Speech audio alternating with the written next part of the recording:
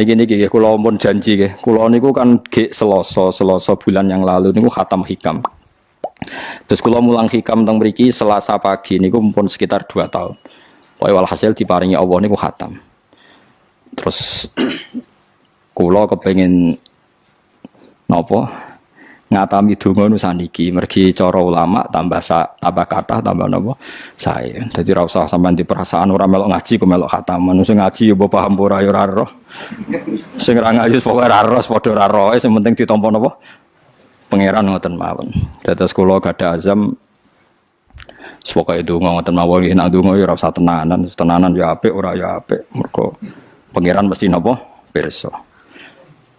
Jadi tenanan itu ikhlase, nak ndonga ora usah tenanan, sing tenanan apa? Mergi cara hikam niku termasuk ngeten. Hikam niku yang ngarang hikam niku jenenge Ibnu Athaillah As-Sakandari. Ini muridnya Abdul Abbas Al-Mursi. Abdul Abbas Al-Mursi niku muridnya Abdul Hasan apa? Asyadzili. Kula niku sinau hikam mulai riyen mun bertahun-tahun sampai sekarang. Tiap badhe tilem sering maos hikam. Jadi hikam termasuk madzhab ngeten. Tapi aja nut kados tiyang sing ora tau mlebu masjid ya aja nut iku wali. Nah kowe gawe-gawe. Nah kowe nglakoni ngono ben dadi wali wae ra mutu niku mboten alami. Hikam itu kalau berdoa itu sekali. Kula nu nate umroh 2009, terus haji 2013. Terus kemarin kula umroh malih tahun kemarin, baru ruwah kemarin. Niku kadang-kadang berkali-kali kalau itikaf teng multazam, tapi ora tau sida donga sampai sakniki.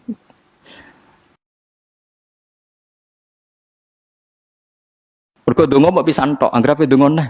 Lho pangeran ijek eling kok tak elingno.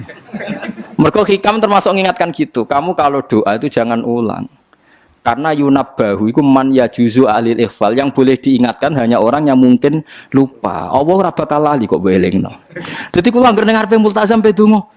Lho dong aku wingi pangeran cek eling. Ya wis ra sida dong. Wah agrape dongone, tapi ndak gawe-gawe lho, saya asli, maksudnya asli. Agrape dongone. Kan cek eling kok. Ya wis.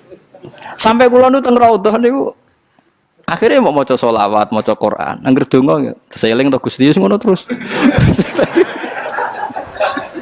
Dadi yo pancen unik, wong wali ku unik. Aja gawe-gawe lho, tapi aja nut kula cuma pancen hikam adabe ngoten.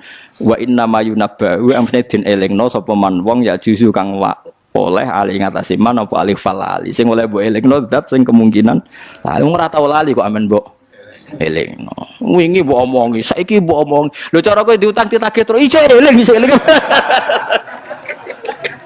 Dadi hikam adabe unik. Ya tapi udah wali ya tetap napa? Wali itu keliru tetap wali. Nah, ben arah wali ku bener wae tetep ra wali wis ra bakat.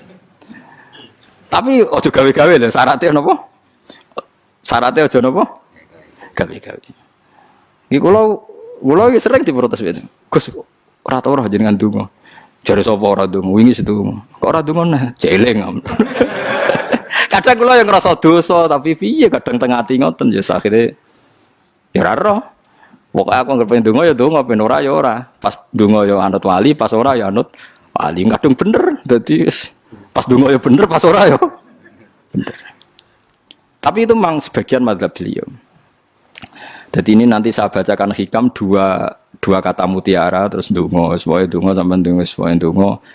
Piye-piye kita gadah sanad madhab yang diakui termasuk Thariqah Mu'tabarah selain Naqsyabandiyah, Qadiriyah, napa Sadiliyah. Lah Sadiliyah itu nggih hikam niku meneh mergo hikam sing aran Abdul Abbas Al-Mursi muridé Abil Hasan napa Asyadzili. Sehingga orang tahu madhab Sadiliyah ya lewat kitab napa hikam. Makanya kitab-kitab apa saja generasi setelah beliau itu enggak bisa lepas dari kitab napa hikam. Sampai darani hikam atau iya. Madhabe napa atau iya. Mergo atau iya iku maknane sing arangu napa Ibnu Athaillah disebut hikam atau iya. Itu beliau sebetulnya ya ada orang alim yang butuh mikir jelimet nggih mboten. Ya wong waras nonton mau. Misalnya orang waras begini, pancen wong waras itu beda mek waras pancen. Misalnya gini. Saya ngambil uangnya Mustafa tanpa pamit boleh ndak? Ndak boleh kan. Terus beliau membuat makalah gini, kalau aja hafal. Mana aka antat da'iyya mimma lil makhlukin. Allah itu mencegah kamu, melarang kamu mengklaim barang yang tidak milik kamu. Padahal sama-sama miliknya makhluk. Misalnya Mustafa punya mobil, aku milik saya boleh enggak? Boleh enggak sama siapa saya? Enggak boleh kan? Mustafa punya rumah, aku milik saya boleh enggak? Enggak boleh. Kalau mengaku miliknya orang sama-sama makhluk saja enggak boleh, apalagi kamu ngaku-ngaku hal yang milik Allah. Misalnya sifat menentukan nasib itu milik siapa? Allah. Menentukan su'ul khotimah atau husnul khotimah itu milik siapa? Kamu tidak boleh. Misalnya gedeng orang, wong ngono iku mesti su'ul khotimah. Lho sing nentukan itu milik Allah. Wong ngaku barange wonge ora oleh apa meneh ngaku sing hake Allah Subhanahu wa taala. Jadi sebetulnya nak ngendikan ya normal saja. Artinya ijtihad itu kan normal, tidak perlu orang pinter banget. Tapi sing roh itu wong waras ngono maksudnya. Setelah dijelaskan kan masuk akal. Kayak tadi. Ndonga kok terus kaya sing mbok omongi wingi lali, urung lali kok sebel elingno meneh. Kan masuk akal.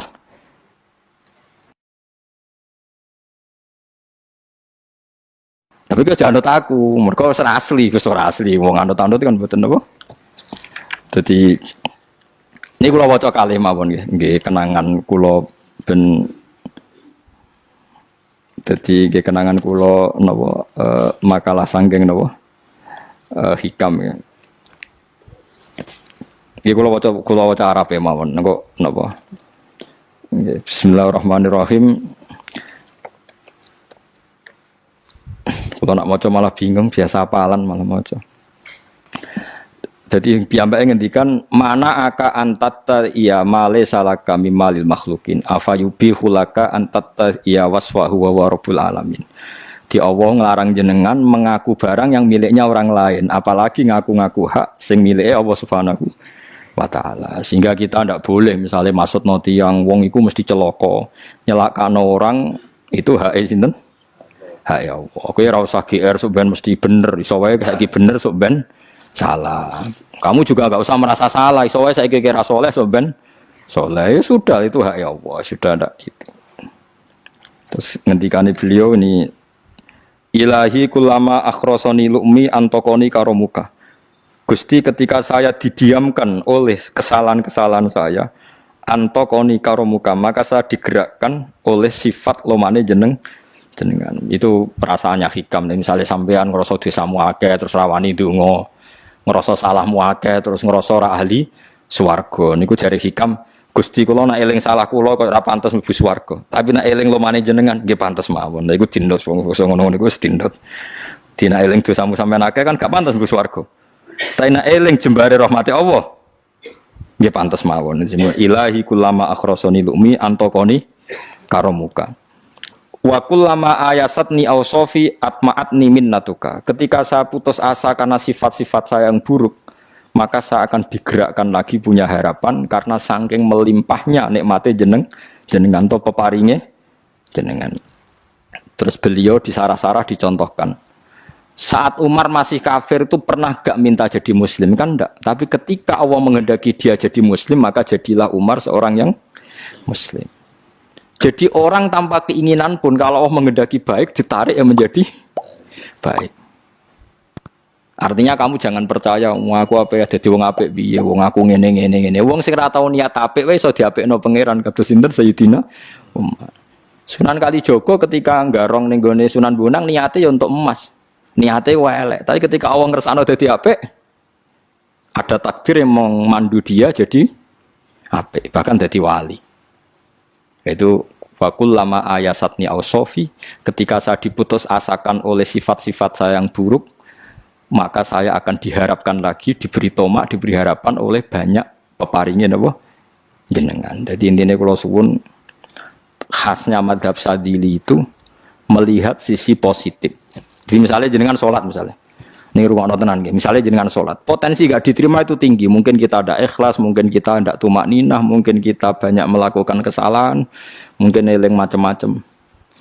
Itu potensi yang menjadikan kita sholatnya tidak diterima Allah. Tapi cara madhab Sadilah berpikir gitu itu tidak boleh. Kamu harus ingat bahwa sujud ini luar biasa.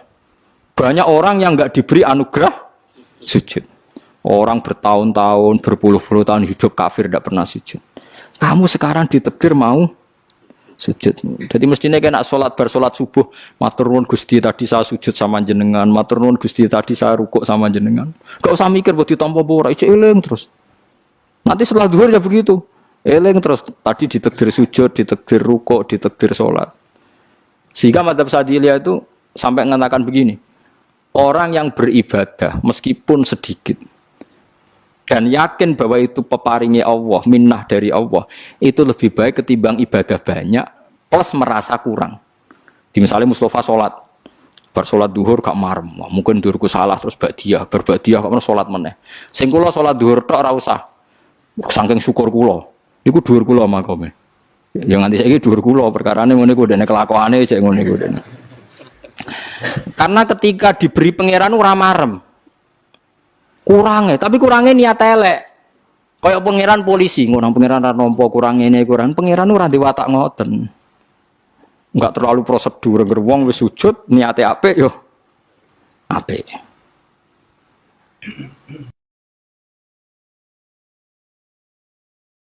Ya mulane kula nate debat mbek jenengan kula kan bolak-balik cerita.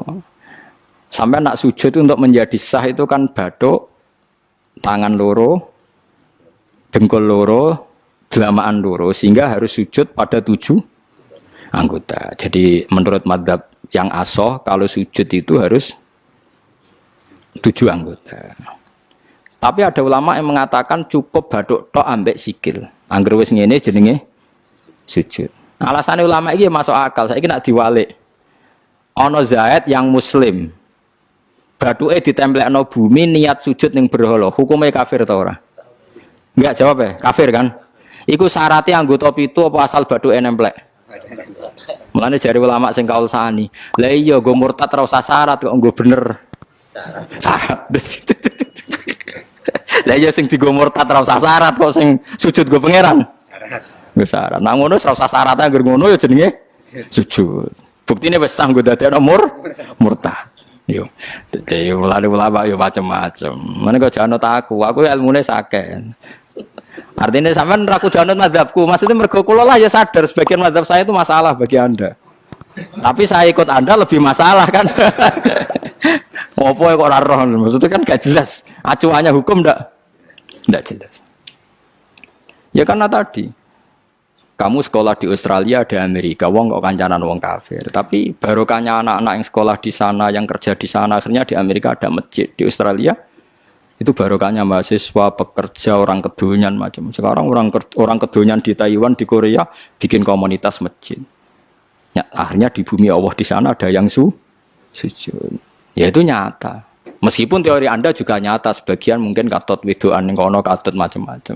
Sama-samanya ya sudah kita berpendapat ya seperti itu. Wallahu a'lam yes, ya mungkin naik HP, mungkin naik ora. Wallahu a'lam supaya donga supaya HP. Tapi kan kita tidak satu arah karena ngendikan ya seperti gejolokannya Allah dengan Nabi Ibrahim itu kan kelihatan.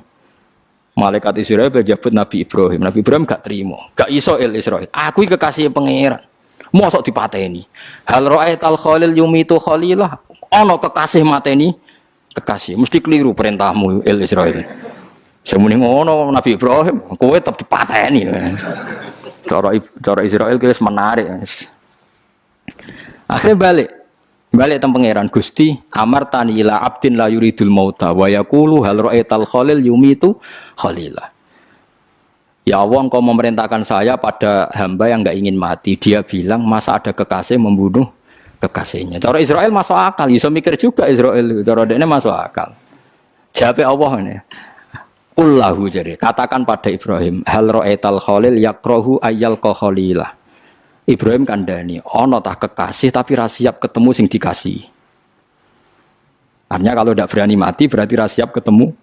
Jadi bilang ke Ibrahim, apakah ada kekasih yang enggak siap ketemu kekasihnya? Dia malah Israel marah dengan Ibrahim. Kata Allah, enggak ada kekasih yang benci ketemu kekasihnya. Oh ya, mati saya kira apa-apa. Nah, itu logika yang terbangun. Makanya dengan perbandingan logika itu akan kelihatan. Pertama, koyo-koyo logika Ibrahim itu masuk akal. Tapi ketika Allah ngendikan, ono tah kekasih ra siap ketemu kasihnya. Nah, kitab Mahalli itu kitab yang menjelaskan sekian teori fikih yang tidak mansus ya, saya ulang lagi, yang nggak ada nasnya. Kemudian diulang-ulang oleh cara berpikir tadi. Nah, akhirnya jadi kitab khilafah ya, kitab ikhtilafat dalam Syafi'i yang paling dianut ulama seluruh dunia. Jika terus Habib Zain Samangke semua ulama itu rujukannya kitab Nawah Mahalli. Ya karena tadi yang nggak ada nas, saya ulang lagi, yang nggak ada apa? Nas itu ada sekian pilihan kaul. Ya sama-sama masuk akal. Meskipun dalam tradisi tertentu kita tidak mungkin mempraktekkan. Ke wanita kok jenazah kok guri. Nak komen takobala wa minna minkum takobala. Ya Karim pasti dia kewo Kiai Sableng. Jenazah iki kok apa? Guri. Tapi saya sekarang mulai curiga dengan di Arab Saudi karena tetap ada sholat gaib tapi mayatnya sudah enggak di depannya sudah. Kalau menangi rian tentang buku-buku mayat itu di. Tapi itu mungkin karena teknis ya, karena yang mati terlalu banyak dan sering. Musim haji tok umpiro wae keselen dak kok napa.